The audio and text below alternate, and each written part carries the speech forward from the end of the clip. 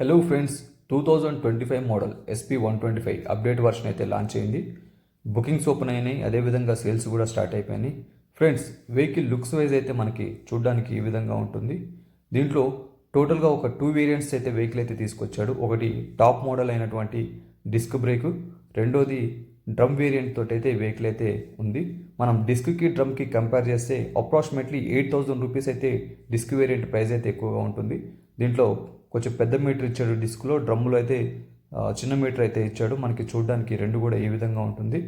కొత్తగా 6 ఫీచర్స్ అయితే ఉన్నాయి ఈ వెహికల్లో. ఫస్ట్ వచ్చేసి డీసీ ఎల్ఈడి హెడ్ ల్యాంప్. మన కీ ఆన్ చేసిన వెంటనే డిఆర్ఎల్ ప్లస్ హెడ్ లైట్ రెండు వెలుగుతుంది. మనం ఓల్డ్ మోడల్తో కంపేర్ చేస్తే కొంచెం బ్రైట్నెస్ అయితే పెరిగిందని చెప్పుకోవచ్చు. కింద పాసింగ్ స్విచ్కి సంబంధించినటువంటి లైట్ అయితే వెలుగుతుంది. అదేవిధంగా ఇండికేటర్లు చూసినట్టయితే హలోజన్ బల్బ్స్ ఇచ్చాడు. దీని క్వాలిటీ మంచిగా ఉంది, కానీ కొంచెం ఫ్లెక్సిబుల్ అయితే ఇస్తే బాగుండేది నాకు అనిపించింది. కొంచెం చూసి వాడుకోవాలి, లేకపోతే ఇరిగిపోయే ఛాన్సెస్ అయితే ఉంది. కింద చూసినట్టయితే గ్లాసీ ఫినిషింగ్తో కూడినటువంటి ప్లాస్టిక్ ఫైబర్తో కూడినటువంటి మడ్గడ్ అయితే ఇచ్చాడు. ఫ్రంట్ సైడ్ టెలిస్కోపిక్ సస్పెన్షన్ ఉంది. 240mm ఉన్నటువంటి disc break, 80/100, 18 inches అలవీలు, tubeless tyre అయితే మనం ఫ్రంట్ సైడ్ అయితే చూడొచ్చు. రెండో ఫీచర్ వచ్చేసి యూఎస్బి పోర్ట్. ఇది సి టైప్ ఛార్జింగ్ పిన్ అయితే ఇచ్చాడు.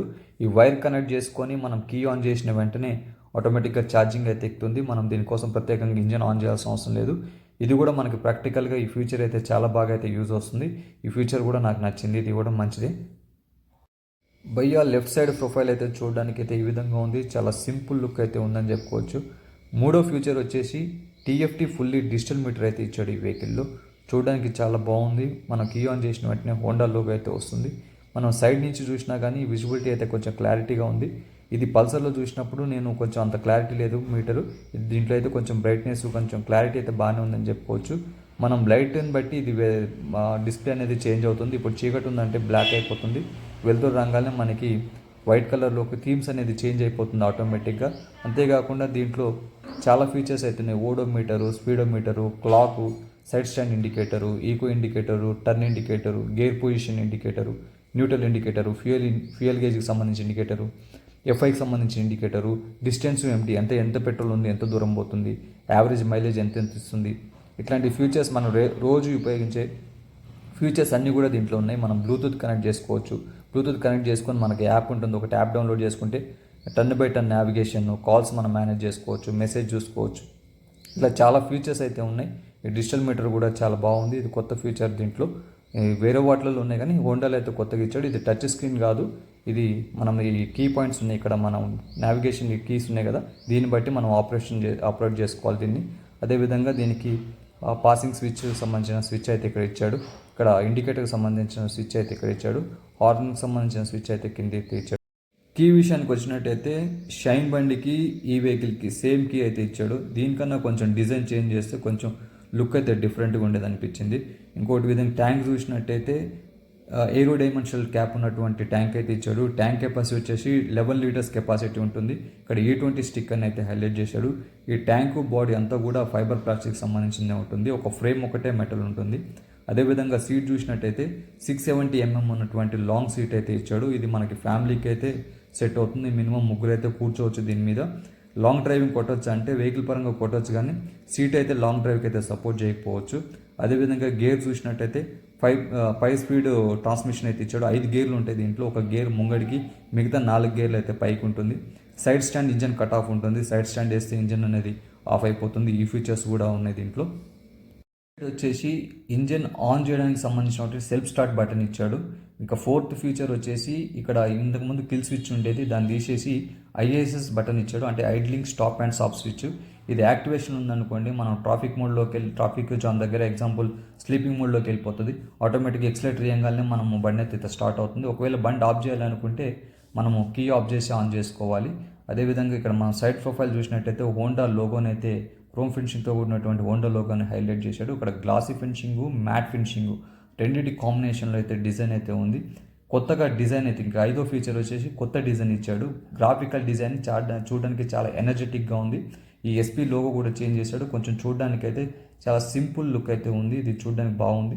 ఫ్యామిలీకి, యూత్కి రెండింటికి కూడా వచ్చే విధంగా అయితే డిజైన్ చేశాడని చెప్పుకోవచ్చు. అదేవిధంగా దీంట్లో సెల్ఫ్ స్టార్ట్ ఉంది, కిక్ స్టార్ట్ కూడా ఉంది. ఇప్పుడైతే కిక్ స్టార్ట్ అయితే తీసేస్తున్నారు కొన్నిట్లలో. ఈ కిక్ స్టార్ట్ ఎట్లనే కంటిన్యూ చేయడం కూడా చాలా మంచి విషయం.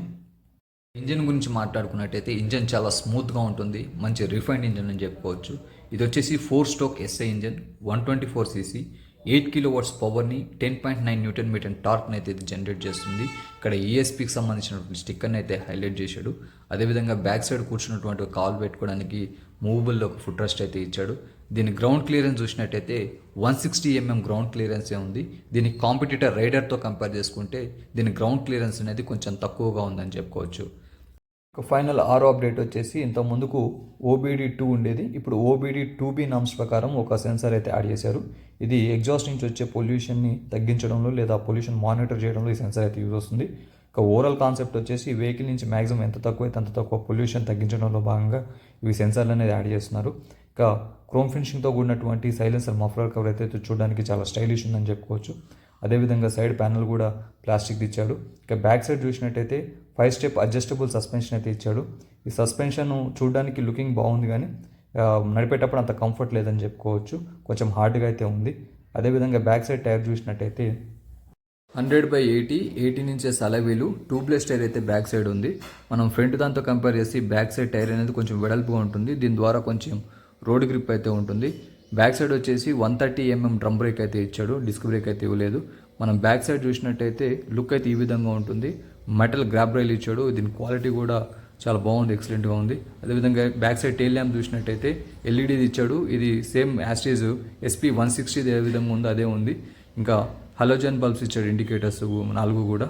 ఇంకా అదేవిధంగా నెంబర్ ప్లేట్లకు పెట్టుకోవడానికి కింద నెంబర్ ప్లేట్ కనిపించే విధంగా ఒక లైట్ అయితే ఉంది. అదేవిధంగా వెనక మట్టి పడకుండా ఒక మడ్గాడ్ అయితే ఉంది, ఇది కూడా ప్లాస్టిక్ పేపర్ సంబంధించినటువంటిది.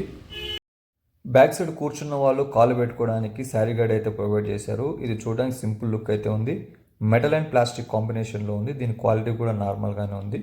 అదేవిధంగా ఇక్కడ సీల్ చైన్ అయితే ఇచ్చాడు, మెయింటెనెన్స్ అనేది తక్కువగా ఉంటుంది. దాన్ని కూడా మొత్తం ప్లాస్టిక్తో కవర్ చేశాడు. దానికి సంబంధించిన ఇన్ఫర్మేషన్, టైర్కి సంబంధించిన ఇన్ఫర్మేషన్ అయితే ఇక్కడ స్టిక్కర్ రూపంలో హైలైట్ చేశాడు. అదేవిధంగా దీంట్లో వచ్చేసి టోటల్గా ఒక 5 కలర్స్ అయితే ఉంటాయి. మ్యాట్ మార్వెల్ బ్లూ, రెండోది వచ్చేసి ఇంపీరియల్ రెడ్ మెటాలిక్, మూడోది వచ్చేసి పెరల్ ఇగ్నిషన్ బ్లాక్, నాలుగోది వచ్చేసి సిరైన్ బ్లూ, ఐదోది వచ్చేసి మ్యాట్ యాక్సిస్ గ్రే. ఈ 5 కలర్స్ అయితే ఉన్నాయి. వెహికల్లో కాన్స్, నెగిటివ్ పాయింట్స్ అయితే తక్కువగా ఉన్నాయి. టాప్ రీజన్స్ మనం డిస్కషన్ చేస్తే ఒకటి వచ్చేసి సస్పెన్షన్ అనేది కొంచెం హార్డ్గా ఉంటుంది, గుంతల రోడ్లలో కొంచెం అసౌకర్యంగా ఉంటుంది. సీట్ అనేది కొంచెం మనం రోజువారీ కంప్యూటర్ సెగ్మెంట్ యూజ్ వస్తుంది, కానీ లాంగ్ డ్రైవ్ కొట్టే వాళ్ళకి, బ్యాక్ సైడ్ కూర్చున్న వాళ్ళకి, డ్రైవర్కి కొంచెం ఇన్కంఫర్ట్గా ఉండొచ్చు. గ్రౌండ్ క్లియరెన్స్ అనేది కొంచెం తక్కువగా ఉంది. అదేవిధంగా ఎల్ఈడి హెడ్ ల్యాంప్ అయినప్పటికీ పాతదైతే కొంచెం బ్రైట్నెస్ తక్కువగా వచ్చేది, ఇప్పుడు లైట్ చేంజ్ చేశాడు కాబట్టి ఇంప్రూవ్ అయింది అనుకుంటున్నాను. ఇండికేటర్ విషయానికి వస్తే ఎల్ఈడీకి పోయినా పెద్ద ప్రాబ్లం ఏం లేదు, కానీ అవి కొంచెం విరిగిపోకుండా ఫ్లెక్సిబుల్ ఇచ్చుంటే బాగుండేది నాకు అనిపించింది. ఇంకోటి మెయిన్ రీజన్ ఒకటి తక్కువైందని చెప్తున్నాం కదా, అది వచ్చేసి ABS బ్రేకింగ్ సిస్టమ్ వచ్చి ఉంటే బాగుండేది. యాంటీ లాక్ బ్రేకింగ్ సిస్టమ్, కొంచెం బ్రేకింగ్ ఎఫిషియన్సీ అనేది పెరిగేది. ఈ రీజన్స్ నాకు అనిపించినాయి నెగిటివ్గా. ఇంకోటి పాజిటివ్ విషయానికి వచ్చినట్టయితే 125cc కేటగిరీలో బెస్ట్ మైలేజ్ ఇచ్చే వెహికల్ ఇది. 60+ మైలేజ్ ఇస్తుంది. కొంతమంది వాడిన వాళ్ళు 74 వరకు ఇస్తుందని చెప్తున్నారు. స్మూత్ ఇంజన్, మంచి రిఫైన్ ఇంజన్ లైఫ్ టైం కూడా ఎక్కువగా ఇస్తుంది. 11 లీటర్స్ ఉన్నటువంటి ట్యాంక్ ఇవ్వడము, ఫ్యామిలీకి సెట్ అయ్యేటువంటి పొడవాటి సీట్ ఇవ్వడము, దీంట్లో కలర్స్ అనేది 5 కలర్లు ఇవ్వడం, ఎక్కువ కలర్స్ ఇవ్వడము, ఆ డిజైన్ అనేది ఇంట్లో పెద్దవాళ్ళకి యూత్కి ఇద్దరికి సెట్ అయ్యే విధంగా డిజైన్ చేయడం అనేది ప్లస్ పాయింట్స్. దీని ఎక్స్షోరూమ్ ప్రైస్ వచ్చేసి 1,289 రూపీస్. ఇన్సూరెన్స్, రోడ్ ట్యాక్స్ ఇవన్నీ కలుపుకొని మనకి 1,25,000 వరకు పడుతుంది అప్రాక్సిమేట్లీ. ఈ వీడియో కనుక మీకు నచ్చినట్టయితే లైక్ చేయండి, షేర్ చేయండి, సబ్స్క్రైబ్ చేయండి.